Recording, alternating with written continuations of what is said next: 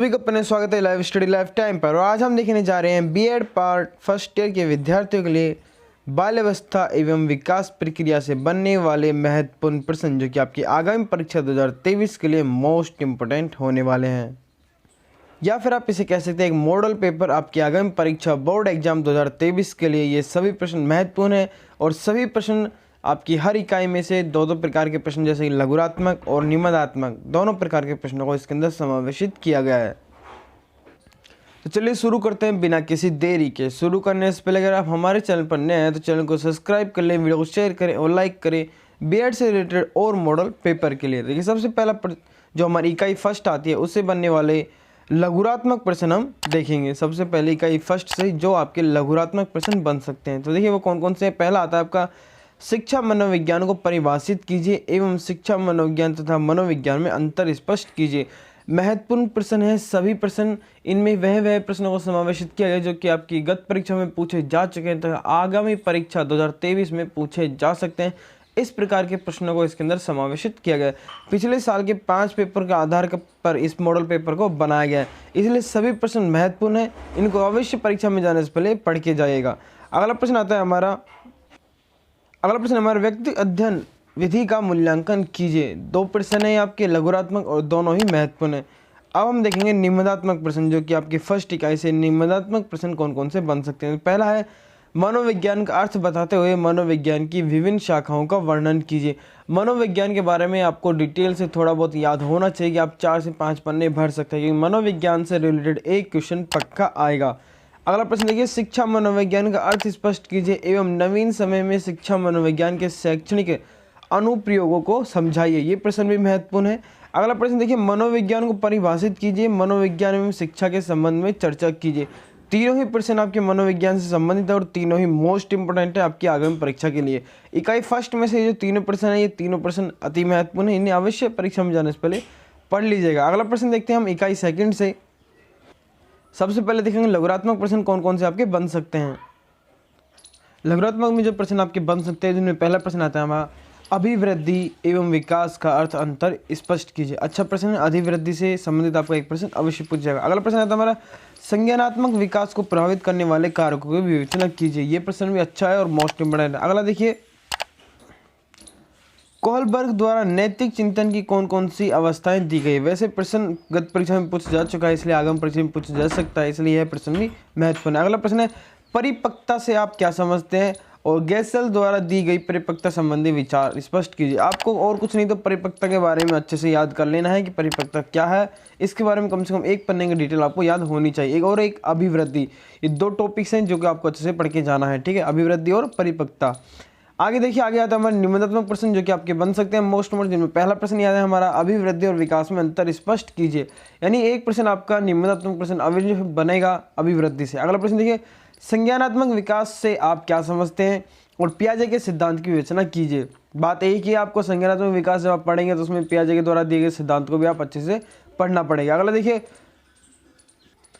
Freud के monologuing विकास के सिद्धांत की संक्षिप्त वर्णन कीजिए। ये प्रश्न भी मोस्ट इंपोर्टेंट लगा लीजिएगा। ये तीनों प्रश्न इसी इकाई के भी, ये तीनों प्रश्न मोस्ट इंपोर्टेंट है और एक आपके फर्स्ट इकाई के तीनों प्रश्न, ये 6 के 6 प्रश्न आपके मोस्ट इंपोर्टेंट है, इसलिए इन्हें भी आप मोस्ट इंपोर्टेंट लगा लीजिएगा और जहाँ से भी आप पढ़ते हैं वहाँ पर इनको टिक लगा लीजिएगा। अगला प्रश्न देखिए इरिक्सन के अनुसार मनोसामाजिक विकास को समझाइए। ये प्रश्न भी अच्छा है। अगला प्रश्न देखिए सामाजिक अधिगम से आप क्या समझते हैं। ये तो कुल मिला के 5 प्रश्न थे आपके जो कि मोस्ट इंपोर्टेंट थे और निबंधात्मक थे। अगले देखिए इकाई थर्ड के अंदर जो आपके प्रश्न बन सकते हैं लघुरात्मक प्रश्न देखेंगे। सबसे पहले तो पहला बनता है आपका समायोजन की अवस्था पूर्व बाल्यावस्था से आप क्या समझते हैं। अच्छा प्रश्न है। अगला प्रश्न देखिए किशोरावस्था पर संक्षिप्त टिप्पणी लिखिए। ये प्रश्न भी अच्छा है।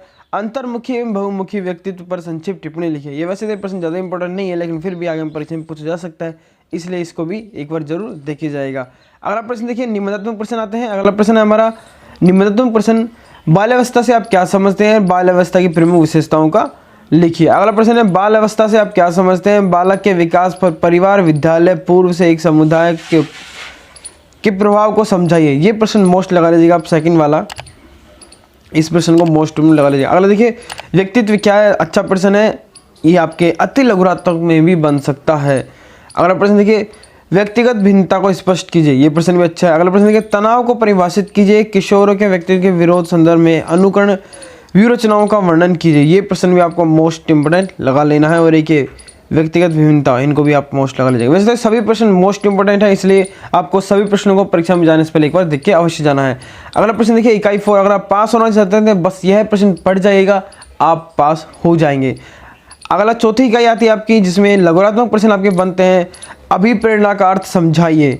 अगला प्रश्न है, व्यवहारवाद को विशेषता बताइए, तो ये आपको अच्छे से पढ़ के जाना है व्यवहारवाद को। अगला प्रश्न जो आपका बनता है, संज्ञानात्मक विकास के सिद्धांत से आप क्या समझते हैं, अच्छा प्रश्न है। सकारात्मक पुनर्बलन और नकारात्मक पुनर्बलन को भी समझाइए, ये प्रश्न भी अच्छा है, इसको भी अच्छे से पढ़ के जाएगा। अगले प्रश्न आते हैं निम्नात्मक प्रश्न, जिनमें पहला प्रश्न आता है हमारा, अधिगम का अर्थ बताते हुए इसको प्रभावित करने वाले कारकों को बताइए, अच्छा प्रश्न है। अधिगम का हमेशा एक प्रश्न बनता है। अगला प्रश्न देखिए, अधिगम का भूल या प्रत्यय सिद्धांतवाद क्या है, अधिगम हेतु इसकी क्या उपयोगिता है, अच्छा प्रश्न है, इसको भी आप पढ़ के जाएगा। गेस्टाल्ट के सिद्धांत को स्पष्ट कीजिए, ये भी अच्छा है। अभिप्रेरणा को परिभाषित कीजिए एवं इसके विभिन्न सिद्धांतों का वर्णन कीजिए, ये प्रश्न भी अच्छा है। ज्ञान के अनुसार अधिगम का अर्थ एवं प्रकारों को स्पष्ट कीजिए, पांचों ही प्रश्न आपके अच्छे हैं, याद कर लीजिएगा, सभी प्रश्न महत्वपूर्ण है।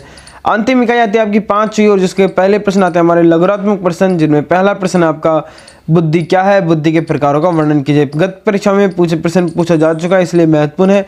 आगे देखिए, ध्यान में कमी अवस्था सक्रियता विकास से आप क्या समझते हैं, प्रश्न अच्छा है। ये भी बुद्धिमापन बुद्धिमापन कैसे की जाती है, ये प्रश्न भी आपका पिछली गत परीक्षा में पूछा जा चुका है, इसलिए आगामी परीक्षा के लिए भी महत्वपूर्ण है। अगला देखिए, चिंतन क्या है, सृजनात्मक चिंतन से आप किस प्रकार भिन्न है, ये प्रश्न भी मोस्ट इम्पोर्टेंट है। ये प्रश्न जो है आपके ये लघुरात्मक में बनते हैं या फिर अति लघुरात्मक में ये प्रश्न बनेंगे आपके, इसलिए चारों पांचों प्रश्नों को अवश्य देखा जाएगा।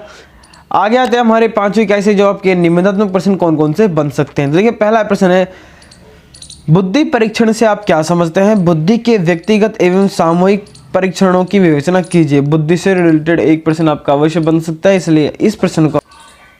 अगला प्रश्न आपका, सृजनात्मकता से आप क्या समझते हैं, इसके विभिन्न तत्वों को समझाएं तथा सृजनात्मक विकास करने के लिए आप क्या प्रयास करेंगे, ये प्रश्न आपको मोस्ट इम्पोर्टेंट लगा लेना है परीक्षा के लिए, ये प्रश्न अवश्य पूछा जा सकता है, इसको मोस्ट इम्पोर्टेंट आपको लगा लीजिएगा।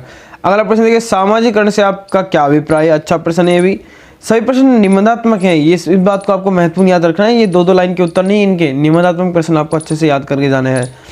नेतृत्व से आप क्या समझते हैं, नेतृत्व की विभिन्न शैलियों का विवेचन कीजिए, ये प्रश्न भी अच्छा है।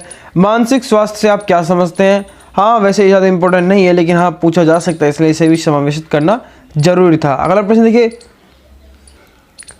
समस्यात्मक बालकों से आप क्या समझते हैं, इनकी शिक्षा के बारे में बताएं, ये प्रश्न आपको मोस्ट इंपोर्टेंट लगा लेना है, समस्यात्मक बालकों वाला, ठीक है। और एक आपको मंद बुद्धि जो बालकों वाला प्रश्न है, उसको भी अच्छे पढ़ के जाना है कि मंद बुद्धि बालकों की कौन कौन सी विशेषताएं होती हैं, ठीक है। पिछड़े बालक, ठीक है, ये कुछ एक दो महत्वपूर्ण है आपके बालकों से संबंधित प्रश्न, एक तो समस्यात्मक बालक, एक आपके पिछड़े बालक, ये आपको अच्छे से पढ़ के जाना है। तो ये कुछ प्रश्न थे आपके मोस्ट इंपोर्टेंट, हर इकाई से जो भी आपके प्रश्न बन सकते थे, लघुरात्मक तथा निबंधात्मक, इन प्रश्नों को अवश्य पढ़ के जाइएगा परीक्षा में जाने से पहले। वीडियो अच्छा लगे तो प्लीज़ एक लाइक जरूर करें, चैनल को सब्सक्राइब करें। इस पीडीएफ का लिंक आपको हमारे टेलीग्राम चैनल पर मिल जाएगा, टेलीग्राम चैनल का लिंक मैं डिस्क्रिप्शन में दे दूंगा, वहां से आप देख सकते हैं। सभी मॉडल पेपर आपको हमारे चैनल पर मिल जाएंगे, चैनल पर प्लेलिस्ट में जाकर आप देख सकते हैं बीएड मॉडल पेपर, वहां से आप बीएड के सभी मॉडल पेपर प्राप्त कर सकते हैं। तो इसी तरह की और वीडियोज के लिए चैनल को सब्सक्राइब कर लें, वीडियो को शेयर करें और लाइक करें। मिलते हैं नेक्स्ट वीडियो में, तब तक के लिए धन्यवाद।